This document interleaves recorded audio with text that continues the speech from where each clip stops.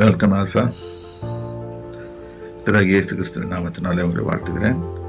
இப்போ வாசிக்க எடுத்துக்கொண்ட வேத பகுதி சங்கீதம் 78 1ஆம் வசனத்திலிருந்து வாசிப்போம்.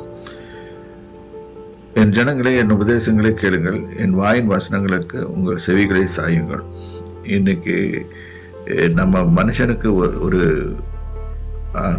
காரியம் அறிய வேணும்னு சொன்னால் அவன் தேவனுடைய உபதேசத்தை கேட்டு அவருடைய வாயின் வசனங்களுக்கு செவி கொடுத்தால் நமக்கு நலமாக இருக்கும். என் வாயை ஊமைகளால் திறப்பேன், பூர்வ காலத்து மறைப்பொருட்களை வெளிப்படுத்துவேன். இது ஆக்சுவலாக இது இயேசு கிறிஸ்துவை பற்றி சொல்கிறது. எந்த ஒரு காரியத்தையும் அவர் வெளிப்படுத்தும் போது அவர் நேராக சொல்லலை, ஊமைகளால் தான் சொன்னார். ஒரு கதை மாதிரி சொல்லி வெளிப்படுத்தினார். அதுதான் அதில் தான் நம்ம அந்த ஊமைகளில் இருக்கிற அர்த்தத்தை ரொம்ப முக்கியமாக அறிந்து கொள்ள வேண்டும்.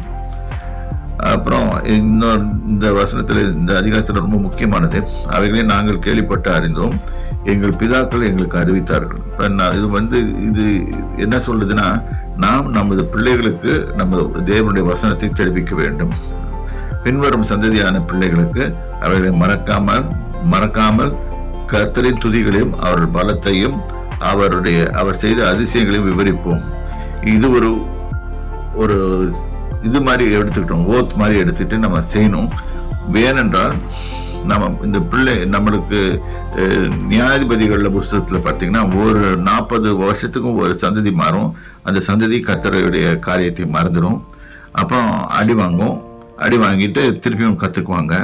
இந்த நிலைமை போகாமல் இருக்கணும்னா கண்டினியூட்டி இன் காட்ஸ் பிளஸிங்ஸ் வேணும்னு சொன்னால் நாம் அந்த பிள்ளைகளுக்கு அவ்வப்பொழுது நம்ம சொல்லி கர்த்தரை பற்றி அவருடைய அதிசயங்களையும் வல்லமைகளையும் எல்லாத்தையும் சொல்லி கொடுத்து அவர்களை வழி நடத்தி செல்வது. கர்த்தருடைய நாமத்தில் உங்களை ஆசீர்வதிக்கிறேன். கர்த்தர் உங்களை ஆசீர்வதிப்பாராக.